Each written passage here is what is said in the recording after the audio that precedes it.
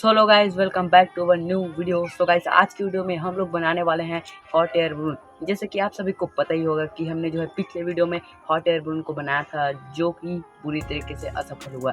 लेकिन गाइस, हमने उस वीडियो में कहा था कि हम इसका पार्ट 2 जरूर लाएंगे और किसी ऐसे हॉट एयर बलून का उसमें निर्माण करेंगे जो कि आसानी से ऊपर में उड़ सकता है और आप उसे आसानी से घर पर बना सकते हैं। तो आज हम वही उसी वीडियो का जो है पार्ट 2 लेकर आ चुके हैं इस वीडियो में। तो चलिए अब इस वीडियो में बनाते हैं हॉट एयर बलून।